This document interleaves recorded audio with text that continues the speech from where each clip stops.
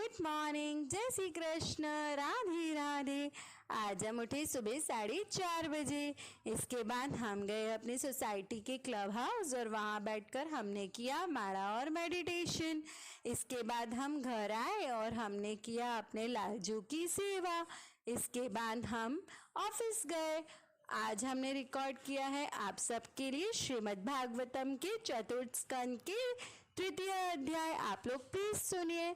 अगर आपको हमारे साथ भागवत सुनना अच्छा लगता है तो प्लीज लाइक शेयर सब्सक्राइब कीजिए। Bye bye guys, thank you. अथ तृतीयो अध्याय। सती के पिता के यहाँ यज्ञोत्सव में जाने के लिए आग्रह करना। मैत्रेय उवाच। श्री मैत्रेय जी कहते हैं, विदुर जी, इस प्रकार उन ससुर और दामाद को आपस में वैर विरोध रखते हुए अधिक समय निकल गया। इसी समय ब्रह्मा जी ने दक्ष को समस्त प्रजापतियों का अधिपति बना दिया। इससे उसका गर्व और भी बढ़ गया। उसने भगवान शंकर आदि ब्राह्मण निष्ठों को यज्ञ भाग न देकर उनका तिरस्कार करते हुए पहले तो वाजपेय यज्ञ किया, फिर बृहस्पतिसव नाम का महायज्ञ आरंभ किया। उस यज्ञोत्सव में सभी ब्रह्मर्षि, देवर्षि, पितर, देवता आदि अपनी अपनी पत्नियों के साथ पधारे। उन सब ने मिलकर वहाँ मांगलिक कार्य संपन्न किए और दक्ष के द्वारा उन सब का स्वागत सत्कार किया गया। उस समय आकाश मार्ग से जाते हुए देवता आपस में उस यज्ञ की चर्चा करते जाते थे। उनके मुख से दक्ष कुमारी सती ने अपने पिता के घर होने वाले यज्ञ की बात सुन ली।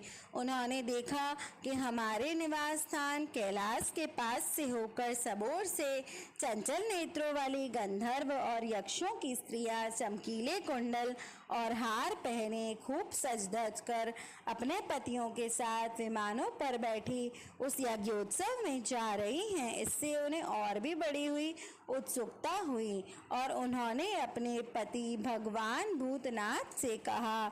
सत्युवाच। सती ने कहा, वामदेव, सुना है इस समय आपके ससुर दक्ष प्रजापति के यहाँ भारी यज्ञोत्सव है। देखिए, ये सब देवता वहीं जा रहे हैं। यदि आपकी इच्छा हो तो हम भी चलें। इस समय अपनी आत्मियों से मिलने के लिए मेरी बहनें भी अपने अपने पतियों के सहित वहां अवश्य आएंगी। मैं भी चाहती हूँ कि आपके साथ वहां जाकर माता पिता के दिए हुए गहने, कपड़े आदि उपहार स्वीकार करूँ। वहां अपने पतियों से सम्मानित बहनों, मौसियों, सौहार्द जननी को देखने के लिए मेरा मन बहुत दिनों से उत्सुक है। कल्याण में इसके सिवा वहाँ महर्षियों का रचा हुआ श्रेष्ठ यज्ञ भी देखने को मिलेगा। अजन्ना प्रभु, आप जगत की उत्पत्ति के हेतु हैं। आपकी माया से रचा हुआ ये परम आश्चर्य में त्रिगुणात्मक जगत आप ही में भास रहा है, किंतु मैं तो स्त्री स्वभाव होने के कारण आपके तत्व से अनभिज्ञ हूँ और बहुत दीन हूँ।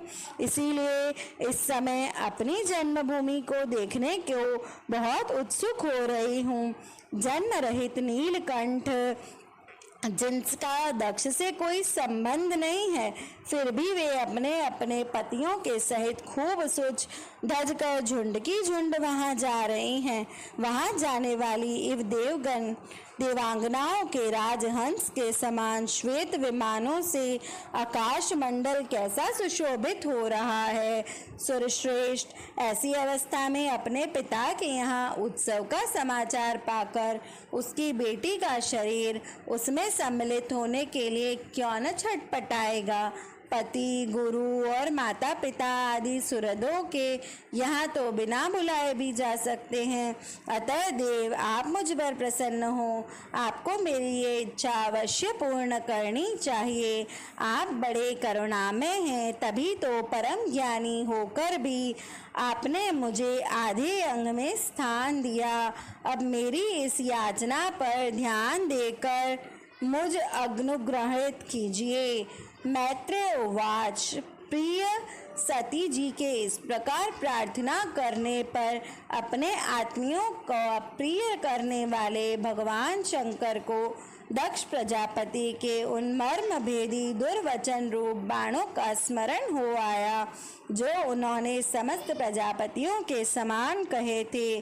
तब वे हंसकर बोले। श्री भगवान उवाच। भगवान शंकर ने कहा, सुंदरी, तुमने जो कहा कि अपने बंधुजन के जहाँ बिन बुलाए भी जा सकते हैं सो तो ठीक है, किंतु ऐसा तभी करना चाहिए जब उनकी दृष्टि अतिशय प्रबल देहाभिमान से उत्पन्न हुए मद और क्रोध के कारण देश दोष से युक्त न हो गई हो। विद्या, तप, धन, सुदृढ़ शरीर, युवावस्था और उच्च कल, ये 6 सत्पुरुषों के तो गुण हैं, परंतु नीच पुरुषों में भी यही अवगुण हो जाते हैं, क्योंकि इनसे उनका अभिमान बढ़ जाता है और दृष्टि दोष युक्त हो जाती है एवं विवेक शक्ति नष्ट हो जाती है। इसी कारण वे महापुरुषों का प्रभाव नहीं देख पाते। इसी से जो अपने यहाँ आए हुए पुरुषों को कुटिल बुद्धि से भौं चढ़ाकर रोष बड़ी दृष्टि से देखते हैं, उन अव्यवस्थित चित्त लोगों के यहाँ ये हमारे बांधव है ऐसा समझकर कभी नहीं जाना चाहिए।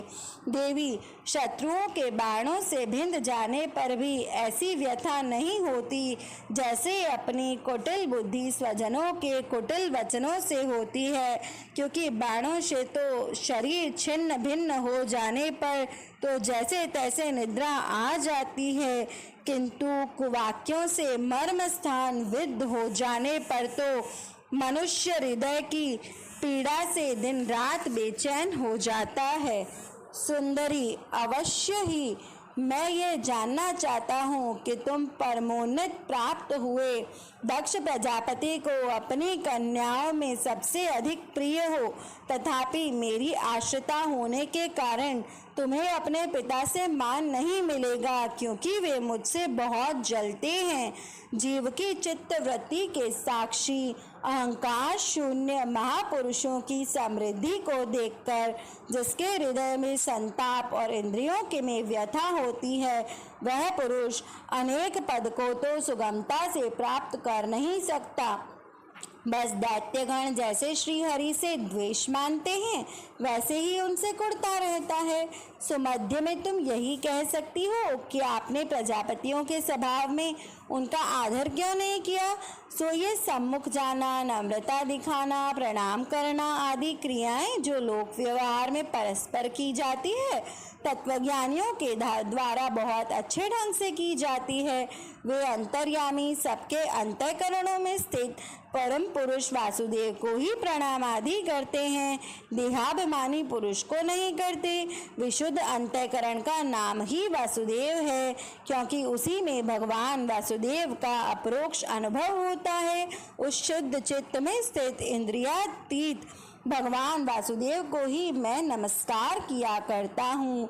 इसलिए प्रिय, जिसने प्रजापतियों के यज्ञ में मेरे द्वारा कोई अपराध न होने पर भी मेरा कटुवाक्यों से तिरस्कार किया था, वह दक्ष यद्यपि तुम्हारे शरीर को उत्पन्न करने वाला पिता है, तो भी मेरा शत्रु होने के कारण तुमसे इससे उसे अथवा उसके अनुयायियों को देखकर विचार भी नहीं करना चाहिए। यदि तुम मेरी बात न मानकर वहां जाओगी तो भी तुम्हारे लिए अच्छा न होगा, क्योंकि जब किसी प्रतिष्ठित